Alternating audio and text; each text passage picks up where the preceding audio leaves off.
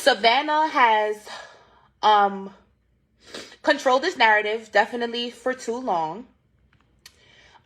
People are calling me a leftist and a delusional Democrat. I am being cyberbullied and body shamed by not only Savannah, but her thousands of supporters. These people have shared my personal information, also my family's information. I've had strangers go to my previous residence in regard to this incident. At this point, I'm fearful for my life. I'm fearful for my well-being and the well-being of my family. Savannah has used this clip as an opportunity to finally have her social platforms go viral and monetize off of my back, basically. I can't even get my thoughts together. She currently has several GoFundMe accounts. She has gained a large audience, and this is all over a provoked attack. I hope the people who can see through her malicious ways stand with me in solidarity as I try to clear my reputation. I thank you all seriously from the bottom of my heart who have supported me, everyone who has donated to my GoFundMe, everyone who has sent me positive messages, because the internet is such a dark place. I appreciate and love all of you guys so much. And I hope that the people who are in support of Savannah go and look at her previous interviews and just kind of check the common denominator here, because it's not me. And super big shout outs to my city. I love y'all, and I really cannot thank you guys enough. Yeah, so good news. This person has finally been caught by the police, and of course, as they usually do, they still somehow make themselves out to be the victim. You can literally punch someone in the face and it's not for self-defense, and you still come out claiming you're somehow the victim of the whole scenario. Make it make sense. When I saw that pro-forced birth lady get double socked in the face, I smiled with glee from the inside out. And I don't give a fuck if the right tries to come for me as a leftist saying, oh, you condone violence, you're fucking crazy. I don't give a fuck. And you want to know why? Because you all act like forcing women to undergo childbirth is not violent. The pro-forced birth community acts like eclampsia and preeclampsia doesn't exist. A study out of Harvard said that 1 in 3 women who undergo childbirth will be permanently disfigured. You want to know what eclampsia, preeclampsia can do to a woman's body? Permanent heart defects. PCOS can develop after childbirth. Women can tear from their anus to their clitoris. Pregnancy has made women's teeth rot out of their skull. Because even though technically by definition a child is not a parasite, it does have parasitic qualities. So by definition it can be considered Oh wow, I am so surprised. As a fat person, to see an evil person exist in society and be like, we want to make fun of him. Let's not make fun of him for his actions. Let's do this. Make his face fat. That will really hurt him. How is that the joke? How is that the evil thing? Like, make fun of a person's actions, not make them look closer to me. I mean, it's ridiculous. And then everyone's sharing it, and we want to make fun of this person. I totally get that. I'm on board for that. But just to be like, we're going to make him fat can't be the joke. There's so many things that we could be making fun of him for, but just to be like, let's make fun of him for his physical appearance. Let's actually not even, JD Vance isn't overweight, isn't fat. And let's make him fat, and that will make him feel bad. It's a skill issue. They're not able to create comedy. I have this new thing that the whole world says they're funny. Almost nobody is funny. I agree. Almost nobody in the world is funny. I agree. We need to start articulating it. Everyone thinks they're funny. Whoever's made that meme goes, I'm funny. I made a bad person. I didn't take any of the source material. I just made him fat. I just made him a big blob. This guy has to be joking. I can't really believe he made a video about what he just made a video about. Maybe get to the gym and you won't be so butthurt about things. I have an update for you of me fixing myself so that people no longer think that I'm ugly and gross. I'm sad to say I didn't fix this or this, but I did cover up Well, almost. I covered up my tattoo that I got when I was 17. I do have to add color to it, but oh my god, I am better today, and I think people will acknowledge and see that and maybe accept me like a little bit more. Fingers crossed. Bye. What in the blue hell did I just watch? Before we get back into the video, make sure you guys like the video if you guys enjoyed the video, subscribe to the YouTube channel, hit the bell that you'll see beside the subscribe button so that you're notified when one of my videos come out. Follow me on Instagram, X as they call it, TikTok at YinkaThatGuy, and let's get back into the video. My guy. So let's talk about where the word good morning originated from. Good morning. Alright, so during slavery times, when the women used to mourn about their child being taken away and sold to a different slave master, or if one of the family members did something that resulted into them getting whipped or killed, most of these things used to happen in the evening time, when a child was sold off or somebody was getting whipped for something. The black women used to cry all night behind it. Not even just the women, the black people in general, all the black slaves, male or female. When something happened to a family member or a close friend or anything, they used to cry all night behind it.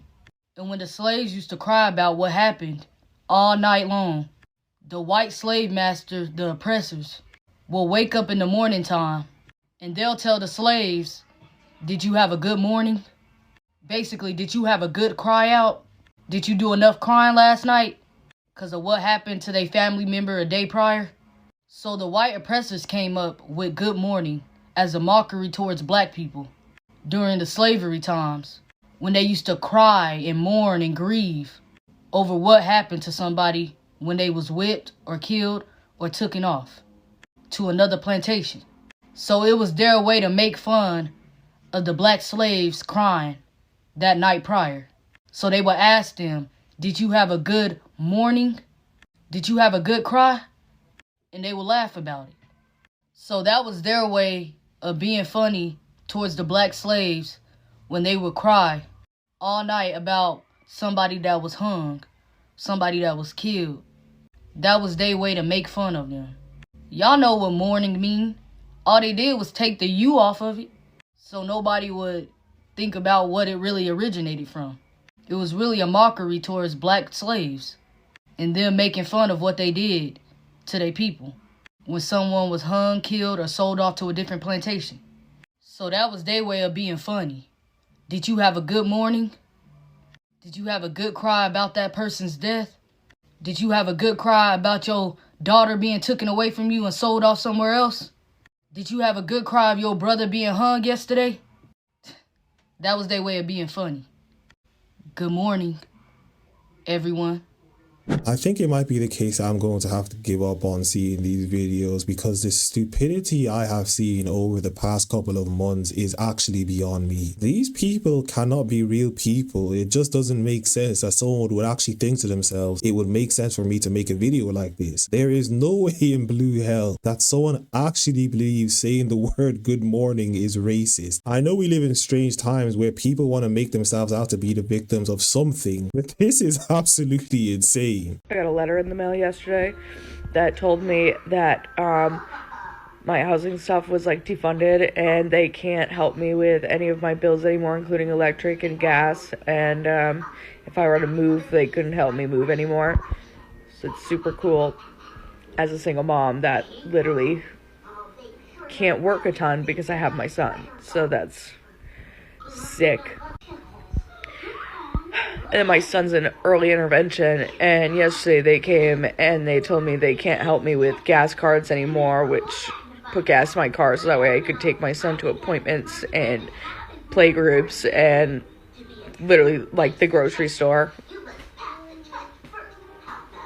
My phone shuts off tomorrow, my internet's off, I can't pay my electric,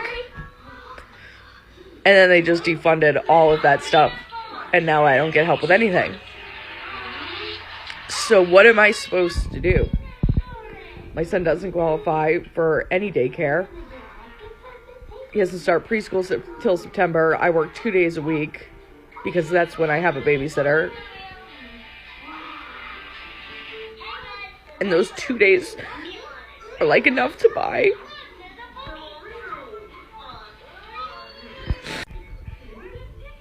I just don't get how people are doing it by themselves. I don't. And then how are you going to give me a little bit of help? And then you're like, oh, by the way, one day we're just going to send a letter and we're going to be like, we can't do that anymore. We can't help you. My income hasn't changed. The help I have hasn't changed. But you guys can just take that away from me. Cool. Thank you. Because I wouldn't have liked to get on my feet or, you know, have my life together at some point.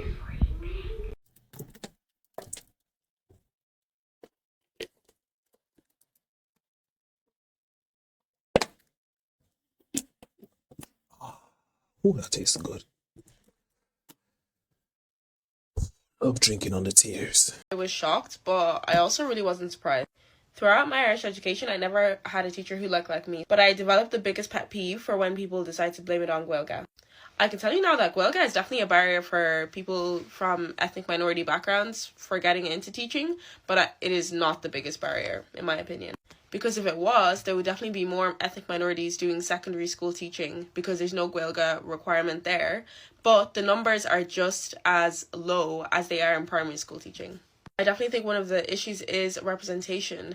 The curriculum has only become so diverse in the recent years, and also all of the teachers that children, teenagers are seeing are all white. But also a lot of the treatment of students from ethnic minority backgrounds in education is kind of appalling. So a lot of students from these backgrounds do not want to become teachers because they've had a lot of negative experience with teachers in their life. There's definitely still a lot of unconscious bias from primary school teachers, secondary school teachers, and even in higher education from lecturers. And I definitely will always believe that the diversity of the classroom should definitely reflect in the teaching force. Children should be able to see themselves in their teacher and have relatable experiences. And in order to do this, you need to better the treatment of your migrant/ethnic minority students in your classrooms. And again, this falls into anti-bias and anti-racism training, but also following accounts that help. And I really don't understand how people think to themselves making videos like this make sense. You come to another country and start demanding that they make it more diverse. You can't be this stupid. It's absolute insanity to think the thing you're doing is actually the right thing. Just imagine white people going to your country and demanding that they make the curriculum more diverse for you. Yes, it's going to be the case that Irish people are going to have an advantage in their own country. I would assume that would make sense. I don't know how you thought to yourself what you said makes sense.